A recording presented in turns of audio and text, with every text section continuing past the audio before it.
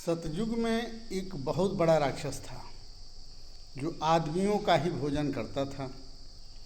एक दिन की बात है कि भोजन करते हुए आदमियों को खाते हुए जंगल से गुजर रहा था।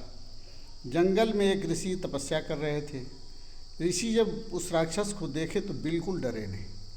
वह राक्षस उनके पास जाकर कहा कि आप हमसे डरे नहीं, जबकि कोई भी हमको देखता है तो थर थर थर थर काँपने लगता है, उसका पैंट गीला हो जाता है। तब उस ऋषि ने कहा कि अगर तुम हमको आहार बनाना ही चाहते हो या हम तुम्हारा आहार बनना ही होगा और भगवान ने इसको पौरित किया होगा, पोषित किया होगा, तो मैं तुम्हारा आहार बन जाऊंगा। लेकिन तुम ये सब पाप क्यों कर रहे हो?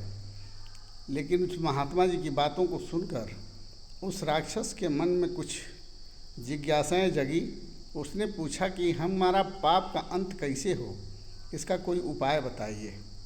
तो उन्होंने कहा कि देखो, तुम्हारा पाप का अंत ऐसे होगा कि तुम अगले जन्म में अशोक के वृक्ष बनोगे और तुम्हारे वृक्ष के नीचे लंका में सीता निवास करेंगी।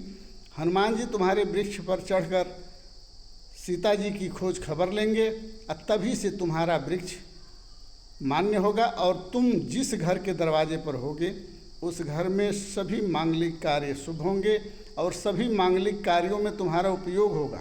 जो लोग तुम्हारा मांगलिक कार्यों में उपयोग करेंगे उनकी सारी मनोरथ पूर्ण होगी। तो वह राक्षस आज अशोक के वृक्ष के रूप में माना जाता है, पूजा जाता है और उसकी पत्तियां हर शुभ कार्य में लगाई जाती हैं और अशोक के वृक्ष को लोग अपने दरवाजे पर लगाते हैं। इस कहानी